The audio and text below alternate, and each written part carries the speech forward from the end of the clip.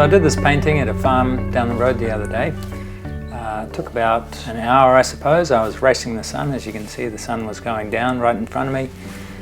And so it's really quite a quick plein air painting. There's parts of it that I would like to change now. I would like, for instance, to darken the green here.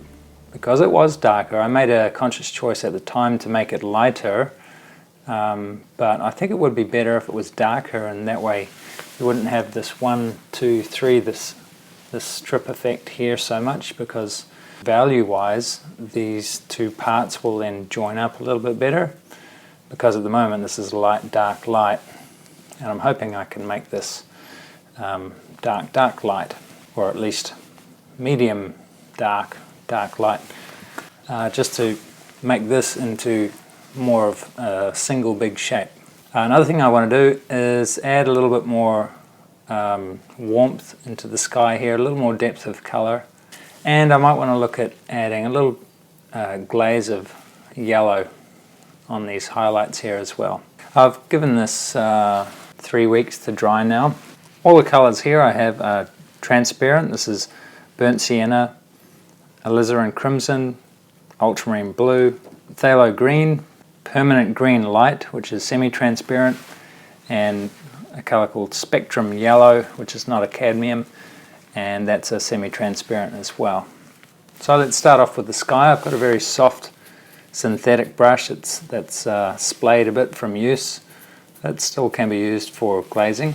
Glazing medium I'm going to use is just walnut oil. So you could use any painting medium so long as it's transparent.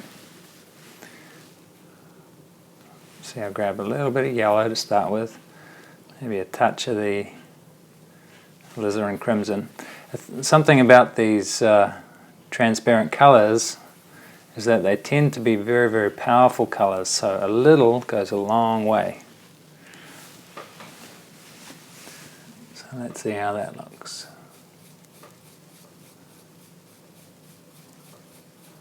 Just brushing it really lightly across the top.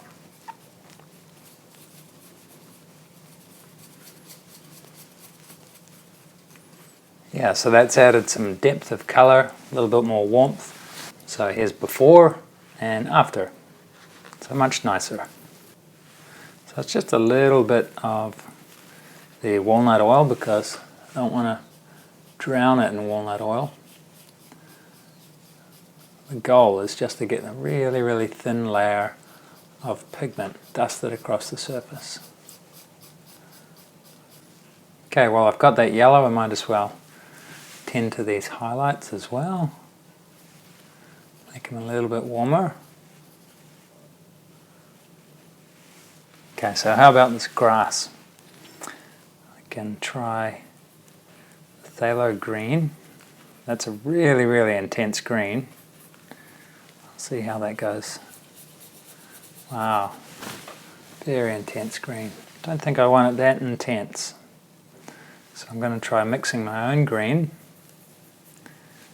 with blue and yellow, because you tend to find that when you mix two colors, even if they're very pure colors like this, that the color that you mix is less vibrant than a single pure color from the tube. So glazing was introduced to the art of oil painting pretty soon after oil paints were invented, and I imagine it's because they found it was so expensive to get their pigments at that time that they would produce their paintings with the cheap paints, or the cheaper paints, in the base layers of the painting, and then when it came to add the expensive colors like the blue and reds, they would do that with glazing, because you only need a little bit of pigment that goes a long way. Not to mention that you can create stronger colors with glazing than you can just with straight pigment, because of the way the light bounces around through those successive layers of oil paint. Nowadays oil paints can still be pretty expensive, but not we're not so restricted as they were back in the day. So this is really a choice thing if you want to do this or not with your paintings. It's nice to add this glowing colour, I think, to a painting after you've done the initial alla prima piece. And you can get subtle variations in the colour by doing this, by glazing from one colour to another that would be very, very hard to achieve any other way.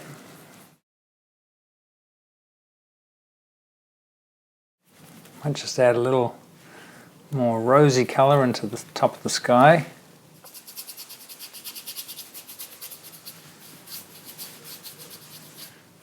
Just also making the darks a little bluer with ultramarine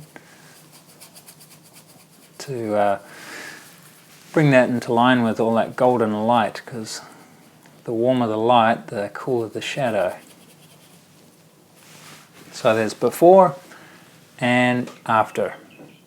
Before and after. So you can see how I've used the glazing just a little bit here and there to intensify the overall colour of the painting, especially the warms and the lights and the cools here. So that's made this area more intense in colour, so that's nice since that's the centre of interest. Also glazed over the sky to give a little more colour interest there, a little more warmth, and glazed this area darker here, which has worked well to help unite these two areas together. I could glaze this again to once this is dry, to make it a little darker again, so I might do that, but I'll go and have a coffee first and come back to it and see what I think then. So you might want to take a look at some of your older paintings and think, how could this be enhanced with a little bit of glazing? Okay, happy painting!